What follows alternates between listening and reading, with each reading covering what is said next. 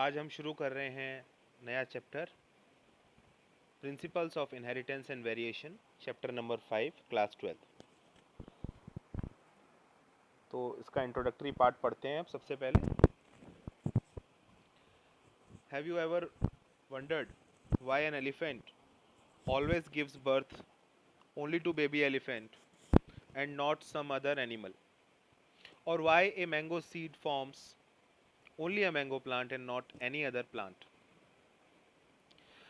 कहने का मतलब ये है कि ये, चाहे आप एलिफेंट का एग्जाम्पल ले लो, एलिफेंट अगर रिप्रोड्यूस करता है तो फिर एक बेबी एलिफेंट आता है, और अगर मैंगो सीड का यूज़ करके आगे आप दूसरा प्लांट लेना चाहते हो तो वो कौन सा प्लांट होता है? मैंगो प्लांट होता है। इसका मतलब इनहेरिटेंस है यहाँ पर, है ना। इनहेरिट हो रही हैं करेक्टर्स, एक जनरेशन से दूसरे जनरेशन पे ट्रांसफ़र हो रही हैं। Okay, given that they do, are the offsprings identical to their parents. अब सवाल ये आता है कि क्या ये ऑफस्प्रिंग्स अपने पेरेंट्स के जैसी हैं या इनमें कुछ डिफरेंसेस हैं, इनकी जो करेक्टरिस्टिक्स हैं उसमें आपको कुछ अंतर दिखाई दे रहा है। तो आपने देखा होगा, आपने आसपास की जो भाई बहन होते हैं वो एक जैसे दिखाई देते हैं लगभग लगभग। मतलब या तो आप ये कह सकते हैं कि आप बोल सकते हैं कि अरे हाँ ये तो भाई हैं या ये बहनें हैं, और इतने समान भी नहीं होते, थोड़ा बहुत डिफरेंस भी होता है उनके अंदर, है ना। तो इस सब के पीछे कौन है, इस सब के पीछे कौन सी साइंस है? ऐसे बहुत सारे क्वेश्चंस हैं जो हमारे मन में आते हैं, और इन सब की स्टडी होती है जेनेटिक्स में। जेनेटिक वो सब्जेक्ट है जो inheritance of characters and variation of characters दोनों की स्टडी करता है। It is a subject which deals with the inheritance as well as variation of characters. Okay, and when the characters are transferred from parents to the offsprings। तो जब parents reproduce करते हैं और offsprings का formation होता है तो some characters are inherited and there is some variation which is created by the sexual reproduction. तो दोनों को अगर आप स्टडी कर रहे हैं तो वो जेनेटिक्स के अंदर होता है। अब इनहेरिटेंस की डेफिनेशन क्या है? Inheritance is the process by which characters are passed on from parent to the progeny. तो इनहेरिटेंस वो प्रोसेस है जिसमें करेक्टर्स ट्रांसफ़र होते हैं पेरेंट से प्रोजेनाय में, और यही हेरिडिटी कहलाती है। It is the basis of heredity. Variation is the degree by which progeny differ from their parents. तो वेरिएशन क्या है? ये उसको दर्शाता है, किसको?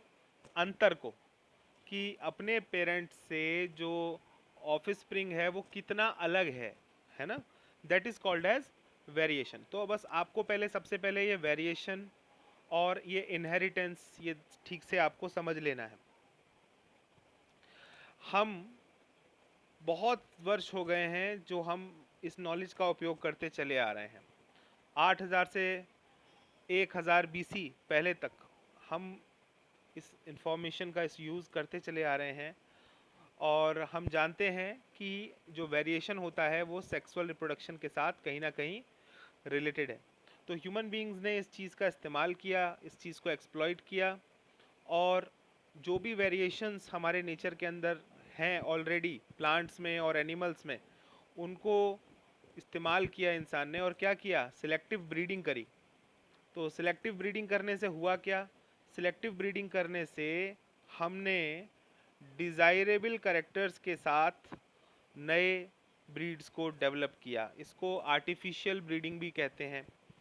तो इसकी वजह से आपने बहुत सारे डिफरेंट वैरायटीज़ के आपने एनिमल्स और प्लांट्स डेवलप कर लिए through artificial selection and domestication from ancestral wild cows.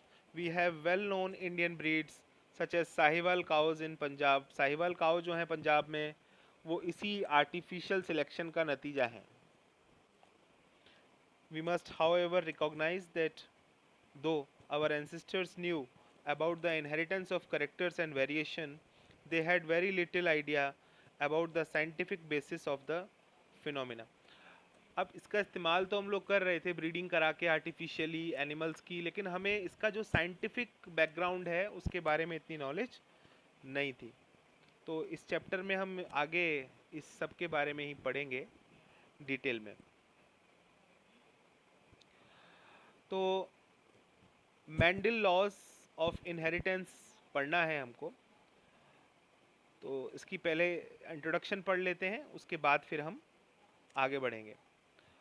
तो it was during the mid 19th century that headway was made in the understanding of inheritance. तो 19वीं सेंचुरी में जब वो बिल्कुल बीच में हम पहुंच गए थे उस सेंचुरी के, यानी सेंटर में, तब जा कर के आप देख रहे हैं यहाँ पर मेंडल ने किस समय काम किया। 19वीं सेंचुरी चल रही थी, है ना, 1856 से 1863 के बीच में। तब जा कर के हमने इनहेरिटेंस के बारे में जो अपनी नॉलेज है उसको बढ़ाना शुरू किया, और उसमें किसने मदद की? ग्रेगर मेंडल ने। He conducted hybridization experiments on garden peas. तो उन्होंने गार्डन पीस पर अपने हाइब्रिडाइजेशन एक्सपेरिमेंट्स किए, और कितने साल तक किए? 7 सालों तक उन्होंने ये एक्सपेरिमेंट्स किए। और ऐसा करने के बाद उन्होंने लॉ ऑफ इनहेरिटेंस दिया। During investigations into inheritance patterns, it was for the first time that the statistical analysis and mathematical logic were applied।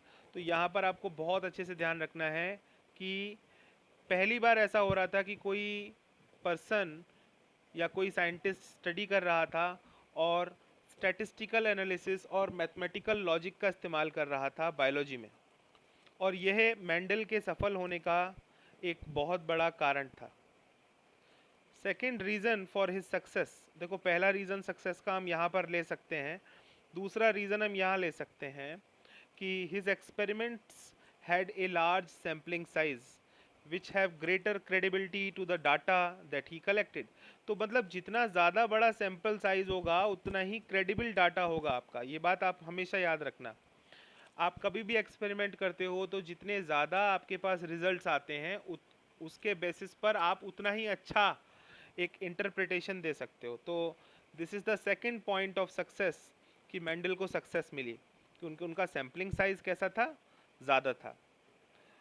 Also the confirmation of his inferences from experiments on successive generations of his test plants proved that his results pointed to general rules of inheritance rather than being unsubstantiated ideas। तो आगे चल के जब confirm किया गया, उन्होंने जो result निकाले थे उनको, और कई सारे एक्सपेरिमेंट्स करे, कई साइंटिस्ट ने मेंडल के जो रिजल्ट आए थे उनको कंफर्म किया गया, और इससे ये बात क्लियर हो गई कि मेंडल ने जो कुछ भी इनहेरिटेंस के बारे में बताया था वो ऐसे ही हवा में तीर नहीं मारा था, उन्होंने वाकई में एक अच्छा वर्क करके दिया था। So Mendel investigated characters in garden pea plant that were manifested as two opposing traits. तो मेंडल ने क्या किया कि बहुत सारे कैरेक्टर्स की स्टडी की गार्डन पी में, और ये सारे कैरेक्टर्स कैसे थे? कंट्रास्टिंग कैरेक्टर्स थे। Just look at this figure here, you can see various contrasting characters. How many characters are there? I am writing them down. 7 pair of contrasting characters are there। तो characters आपको दिखाई दे रहे हैं, जैसे कि seed shape है, seed colour है, flower colour है, pod shape, pod colour, flower position, stem height, ये सारे के सारे क्या हैं? कैरेक्टर्स हैं। और इन कैरेक्टर्स के ट्रेट्स कौन कौन से हैं? याद रखिएगा, कैरेक्टर्स के अंदर जो वेरिएशन होते हैं उनको हम ट्रेट्स बोलते हैं। तो जैसे कि अगर हम सीड शेप को लेते हैं फॉर एग्जांपल, तो सीड शेप के टाइप्स कौन कौन से हैं? Round seed and wrinkled seed. Okay, ऐसे ही अगर हम सीड कलर लेते हैं तो टाइप कौन से हैं? Yellow seed and green seed. तो ये ट्रेट्स हो गए, करेक्टर के ट्रेट्स होते हैं। हमेशा याद रखना करेक्टर में और ट्रेट में क्या डिफरेंस है। वैसे लोग जो इसका इस्तेमाल करते हैं करेक्टर और ट्रेट का, वो सिनोनिमसली करने लगते हैं, लेकिन हमें ध्यान रखना है करेक्टर्स के अंदर में ट्रेट आते हैं। ओके, जैसे फ्लावर कलर है तो ये तो करेक्टर हो गया, लेकिन ट्रेट क्या है? Violet and white. Pod shape full है या कंस्ट्रिक्टेड है, मतलब इस तरह से पॉड टेढ़ा मेढ़ा है या बिल्कुल सीधा है, फुल भरा हुआ है। तो इस तरह से there are many different characters and contrasting characters कहा गया इनको, बिकॉज बिल्कुल स्टडी करने लायक आपको इसके अंदर ट्रेट्स देखने को मिल रहे थे जो कि स्टडी को आसान बना रहे थे। जैसे यहाँ पर देखिए फ्लावर कलर दो प्रकार के हैं, तो दो ट्रेट हो गए फ्लावर कलर में। आप स्टडी इसको लेकर के करोगे तो बड़ा आसान हो जाएगा। ऐसे ही फ्लावर पोजीशन एक प्लांट में आ रही है एक्शियल यानी एक्सिस पर, और एक प्लांट के अंदर आपको दिखाई दे रही है टर्मिनल। तो इस तरह से देखिए ना यहाँ पर कैसे आपको समझ में आएगा ये। देखिए जो मेन आपका जो यहाँ पे एक्सिस है वो ग्रो कर रहा है, और एक्शियल आप फ्लावरिंग देख रहे हैं, है ना। जबकि टर्मिनल में क्या हो रहा है, आपकी मेन एक्सिस टर्मिनेट हो गई फ्लावर में, और साइड की एक्सिस भी फ्लावर में टर्मिनेट हो गई, तो इसको टर्मिनल बोलेंगे। जबकि यहाँ पर मेन एक्सिस कंटिन्यू कर रही है ग्रोथ इस वाले में, तो ओनली एक्सिस पर फ्लावर आ रहा है, दैट इज़ द एक्शियल। तो ये ध्यान रखने वाले पॉइंट्स हैं। स्टेम हाइट को भी ले सकते हैं, जैसे tall plant and dwarf plant. तो इस तरह से बहुत सारे कंट्रास्टिंग करेक्टर्स थे जिनको आपको याद करना होगा। तो जैसे कि यहाँ पर आप लास्ट में देखेंगे कि मेंडल ने बहुत सारे करेक्टर्स की स्टडी की गार्डन पी में, और जैसे कि हम अगर एक करेक्टर लेते हैं हाइट ऑफ प्लांट, तो टॉल और ड्वार्फ हो सकता है ना। इसके अलावा येलो और ग्रीन सीड्स, इस तरह से इन्होंने स्टडी किया। This allowed him to set up a basic framework of rules governing inheritance, और इसके कारण उन्होंने इनहेरिटेंस से रिलेटेड रूल्स डेवलप किए, और आगे चल के इनको इनहेरिटेंस से रिलेटेड मेंडल लॉज कहा गया। Mendel conducted such artificial pollination and cross pollination experiments using several true breeding P lines. तो यहाँ पर ट्रू ब्रीडिंग पी लाइन्स का क्या मतलब है? सबसे पहले ट्रू ब्रीडिंग का मतलब होता है कि these pea plants when selected for a particular feature will always produce that feature again and again। मतलब अगर सपोज आपने एक टॉल पी प्लांट सेलेक्ट किया है अपने स्टडी के लिए, तो अगर आप उसके सीड्स लेंगे तो फ्यूचर में वो भी टॉल पी प्लांट्स ही प्रोड्यूस करेंगे। मतलब इस बात की गारंटी है कि ये प्योर है, ट्रू ब्रीडिंग है। तो उन्होंने क्या किया, ऐसे प्योर ट्रू ब्रीडिंग लाइंस ही यूज़ किए। और इसको आप कैसे डेवलप कर सकते हो? How can you be so sure कि कोई पी प्लांट जो है वो बिल्कुल ट्रू है, ट्रू ब्रीडिंग है? उसके लिए आपको क्या करना पड़ेगा, बार बार सेल्फ पॉलिनेशन कराना पड़ेगा, generation after generation. When you do self pollination generation after generation, then कोई भी ट्रेट जो होता है वो बिल्कुल फाइनल हो जाता है, वो स्टेबलाइज हो जाता है। इसको क्या बोलेंगे? स्टेबल हो जाना। तो अगर आप कंटिन्यूस सेल्फ पॉलिनेशन कराते हैं जनरेशन आफ्टर जनरेशन, तो आपको ट्रू ब्रीडिंग पी लाइंस, अगर हम पी प्लांट का करा रहे हैं तो पी लाइंस हमको मिल सकती हैं। और इसका ही उसने मेंडल ने सबसे पहले यूज़ किया। अगर उन्होंने टॉल प्लांट लिया तो ट्रू ब्रीडिंग टॉल प्लांट लिया, अगर उन्होंने ड्वार्फ प्लांट लिया तो वो भी ट्रू ब्रीडिंग ड्वार्फ प्लांट लिया, जिन पर भरोसा किया जा सके, जो जैसे दिखाई दे रहे हों वैसा ही उनका करेक्टर हो। तो ये बात इसका ये है उसका मतलब।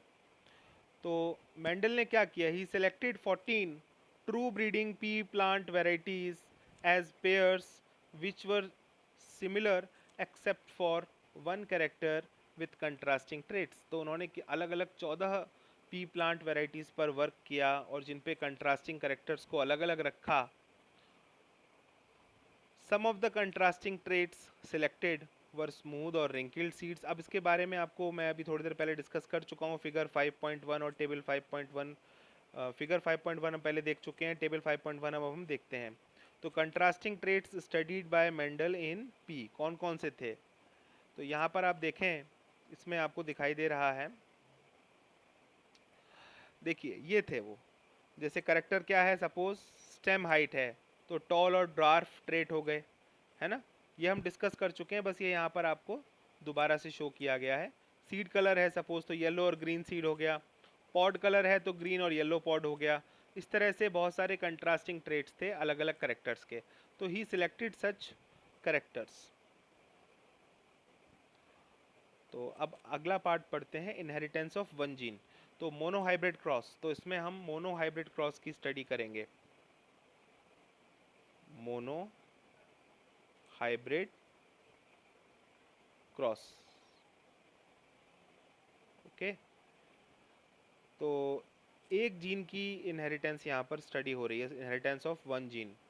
Late us take the example of one such hybridization experiment carried out by Mendel, where he crossed tall and dwarf pea plants to study the inheritance of one gene।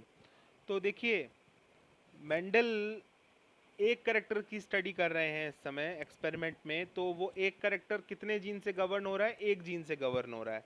तो वो करेक्टर क्या है, height of plant, stem height suppose, ठीक है। तो इसमें कैसे कैसे ट्रेट्स हैं, टॉल एंड ड्वार्फ। तो यहाँ पे टॉल और ड्वार्फ पी प्लांट्स का उन्होंने क्रॉस कराया। तो इसमें कितने जीन्स की स्टडी हो रही है, ओनली वन जीन। तो this is called as the inheritance of one gene. He collected the seeds produced as a result of this cross and grew them to generate plants of the first hybrid generation।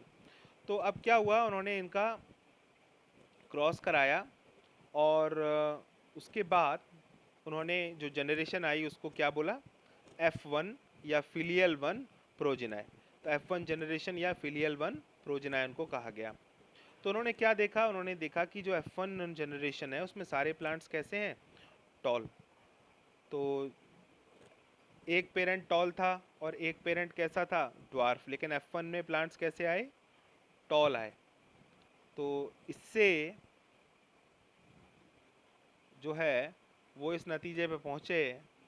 देखिए यहाँ पर ये वाला diagram check करते हैं। देखिए यहाँ पर one gene, okay, gene which controls the stem height, उसकी यहाँ पर स्टडी की जा रही है।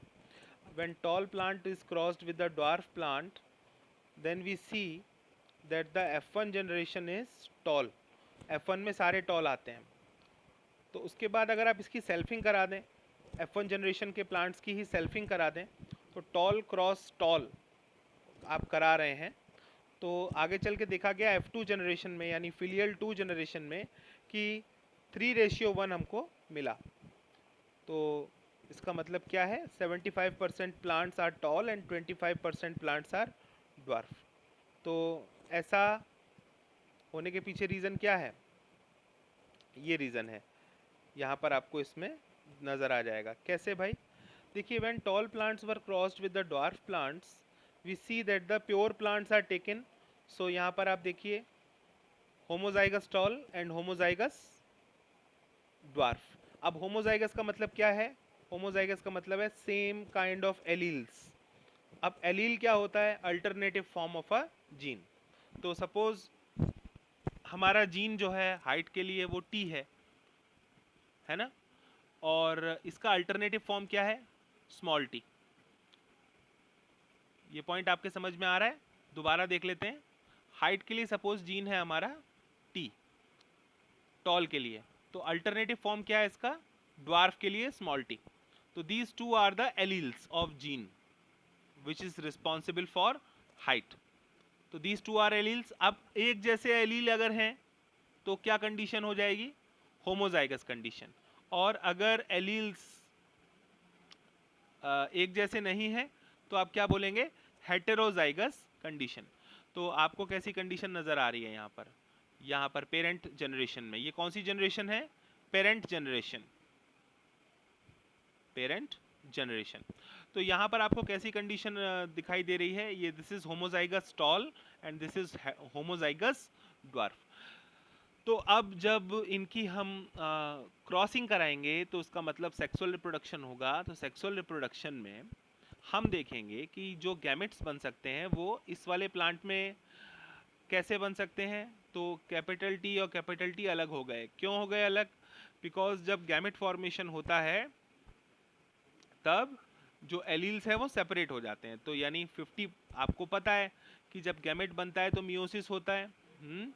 और मियोसिस का मतलब क्या होता है, मियोसिस में क्रोमोसोम नंबर हाफ हो जाता है। तो जो दो हमारे गैमेट्स बनते हैं सपोज, है ना, पेरेंट से, तो 50% क्रोमोसोम एक गैमेट में आ गए, 50% क्रोमोसोम एक गैमेट में आ गए। तो यहाँ पर आप क्या देख रहे हो, यहाँ पर आप देख रहे हो एक गैमेट के अंदर टी है और दूसरे गैमेट के अंदर भी टी है। सिमिलर कंडीशन आप यहाँ पर देख रहे हो। तो अगर ऐसा होता है तो हमारे पास क्या प्रिडिक्शन होगा, हमारे पास क्या ऑफस्प्रिंग्स के चांसेस होंगे, हमको दिखाई देगा कि इसको हम पनेट स्क्वायर से निकाल सकते हैं। तो आप देखें इसको इस कंडीशन में रख के, तो हमने इस तरह से लिख दिया उसको। यहाँ पर हमने लिख दिया इस तरफ, इस साइड लिख दिया हमने टॉल प्लांट के लिए और इस साइड लिख दिया ड्वार्फ प्लांट के लिए। तो यहाँ पर कंडीशन क्या दिखाई दे रही है आपको, इसका और इसका क्रॉस हुआ तो कैपिटल टी स्मॉल टी, ये और ये क्रॉस हुआ तो capital T small T. Clear. और यहाँ पर देखिए इनका और इनका तो कैपिटल टी स्मॉल टी, और लास्ट में इनका और इनका तो capital T small T. Finally हमने देखा है चारों के चारों कैपिटल टी स्मॉल टी हैं। अब यहाँ पर लॉ ऑफ डोमिनेंस अपना काम करेगी। लॉ ऑफ डोमिनेंस में क्या होगा कि जो एलील डोमिनेंट है वो रिसेसिव एलील को एक्सप्रेस नहीं होने देगा। अगर रिसेसिव एलील उसके साथ है तो वो एक्सप्रेस नहीं होता है। This is law of dominance. तो आप देख रहे हैं कैपिटल टी स्मॉल टी का प्लांट कैसा होगा, टॉल होगा। तो ऐसे कंडीशन में तो सारे प्लांट्स यहाँ पे टॉल नज़र आ रहे हैं हमको। तो 100% टॉल प्लांट्स आ गए किसमें, F1 जनरेशन में। और ये कौन गवर्न कर रहा है इसको, लॉ ऑफ डोमिनेंस समझा रहा है इसको, इस वाली थ्योरी को। अब आगे क्या किया गया, इनकी सेल्फिंग कराई गई F1 जनरेशन के प्लांट्स की। तो उसमें क्या हुआ, गैमेट्स बने। अब देखिए कैपिटल टी और स्मॉल टी है, जब गैमेट बनेगा तो कैपिटल टी अलग और स्मॉल टी अलग हो गया। ऐसे ही यहाँ पर हो गया, ठीक है। तो गैमेट अलग अलग काइंड्स के हो गए ना, है ना। तो अब आप जब इसकी F2 जनरेशन पनेट स्क्वायर से निकालेंगे तो आपको ये कुछ कंडीशन दिखाई देगी, जिसमें आपको क्या दिखाई देगा, इसमें आपको फिनोटिपिक रेशियो दिखाई देगा 3:1, यानी tall plants are 75% and 25% plants are dwarf. और जीनोटिपिक रेशियो आपको क्या दिख रहा है, 1:2:1। अब ये क्यों दिखाई दे रहा है, बिकॉज ये रहा 1, ये रहा ये दोनों एक जैसे हैं 2, और ये अलग है 1, 1:2:1। तो जीनोटिपिक रेशियो ये हो गया। तो इस तरह से हमारा ये जो मोनो हाइब्रिड क्रॉस है इसको हम F2 जनरेशन तक करते हैं, और हमको समझ में आ जाता है कि लॉ ऑफ डोमिनेंस क्या होती है। तो ये सब आपको समझाया गया है इन द टेक्स्ट, और जब आप इसको पढ़ लेंगे तो आई होप कि ये पूरा मैटर आपको क्लियर हो जाएगा regarding the inheritance of one gene. So that's it for this video. Thank you for watching.